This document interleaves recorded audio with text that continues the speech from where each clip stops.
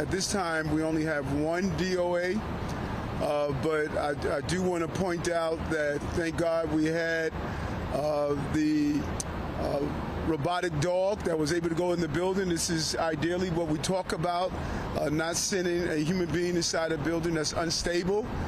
We were also able to use the technology of a drone to give a real visualization of what is happening in this building. At this time, this building is completely unstable, and the chief, we do not want to send in someone until we can make sure the building is shored up. But using the necessary technology, we're able to get a clear view of what's happening inside the building for the most part, and do whatever we can to see if there are any more victims. Right now, as I indicated, we have one confirmed DOA, and Chief Esposito will give you an overview of what else we have on the ground and what's taking place. Chief? Mr. Mayor. Good afternoon.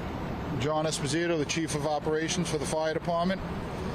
As far as we can tell so far, we have 6 patients. There were 6 workers in the building at the time of the collapse. 4 of them have been transported to the hospital in stable condition. We have 1 patient that has died, and we have 1 patient that refused medical attention. This was an extremely dangerous operation for our firefighters. We responded to a call of a collapse in the building. We had firefighters inside the building conducting searches. The building was continuing to collapse. We made the decision to remove all our people from the building. Our robotics unit happened to be nearby. They were on scene very quickly. We deployed our robot dog into the building. They were able to give us a video inside, and then we were able to fly our drones inside to conduct an assessment and conduct searches. Although we continue to make sure that we have everybody accounted for, at this time we believe that we have the workers that were in danger in the building all accounted for, all out of the building, and that structure is very unstable. It's a parking garage. We've had some of the slabs, a couple of floors of the concrete slab floors collapse, crush some of the cars that are inside, and this will be a prolonged operation. I'm going to pass it on to the police commission. Questions now. Hello, at this time we have no reason to believe that this is anything other than a structural collapse. Obviously that investigation will continue.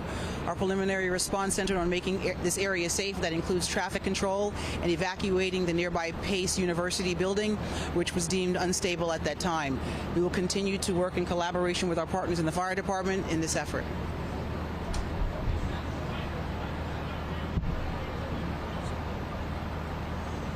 Good afternoon. So, as indicated, it's a structural collapse at this moment, and what we observed from a picture, drone deployed, and we observed that there are 4-story building all the way pancaked collapse all the way to the cellar floor. Our engineers deployed and currently checking adjoining buildings and observing footage from drone pictures to identify possible reason for collapse. We're going to, continuous review and research property profiles to understand history of the building, certificate of occupancy, and all other records, and we'll update as information appear.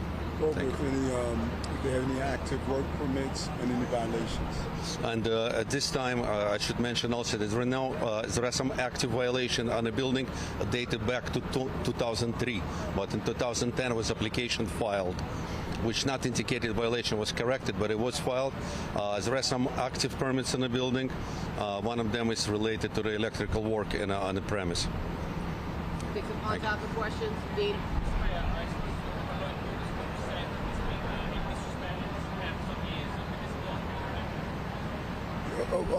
All of that would be part of our review. We didn't have any file 311 complaints on the building, and as the acting commissioner of DOB indicated, is always going to be part of the review exactly what happened here. If there was no open violations on the structure. Bobby. I'm wondering if somebody might be able to answer, get more information about how old it is, and just some of the physical information come before the square feet. Certificate of occupancy for this building was issued in 1957 and to be used at a parking garage. It's a 4-story building with a cellar all the way through is a parking. There's not much. We have some plans for work filed in 2010. It's the latest for installation of the lift, but auto lift. But we currently review those plans and trying to find out what they can bring it us. Hold on, ma'am. We'll call on you, but somebody we called on already. Okay, we don't want to be yelling out all over the place. We'll call on you.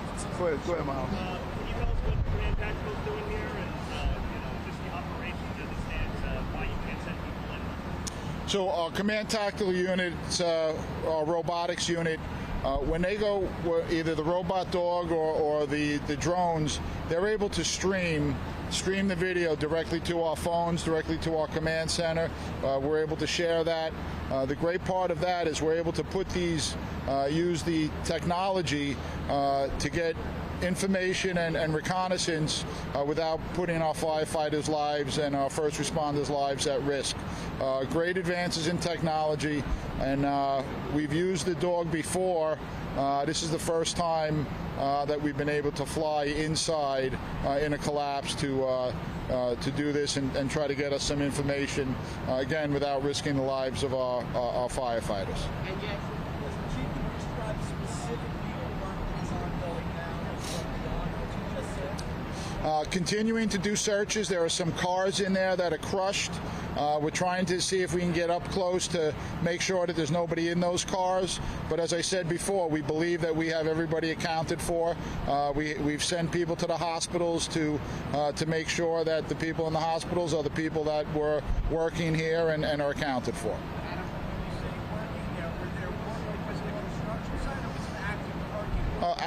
We believe active parking lot. I'm not aware that there was any construction ongoing.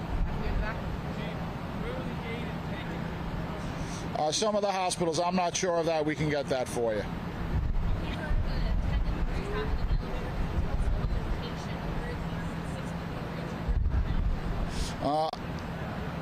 I'm not sure yet where all the injured was. There was a worker that was trapped on the upper floors. He was conscious and alert and moving around, calling us. He just couldn't get down, and we were able to put firefighters up there in the building and take him out across the roof to another building and bring him down safely. Steve, on that note, could you detail what these rescues entail? How are these people now? What condition are they in? What do firefighters have to go through to find? All of that I'm not sure of yet. I don't know that there were people that were trapped. I think they were just injured, with the exception of the one that we removed from the upper floors. I'm sorry, but we're still evaluating that at this time.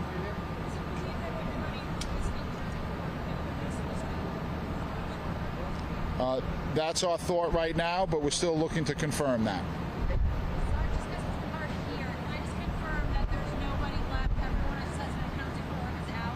At this time, that's what we believe, and we're still working to confirm that.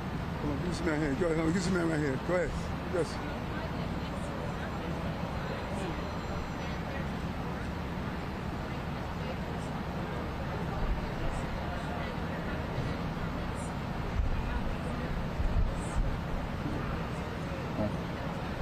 All part of the investigation that DOB is going to do. Last question over here.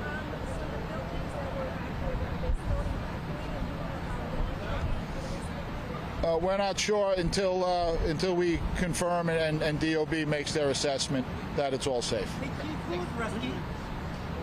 The person who was trapped? Was he a worker? We believe he was a worker in the building. Thank you. Hold on. Man, we have a mechanism to let everybody, when they get back in their building, we'll make sure that you're able to get that information.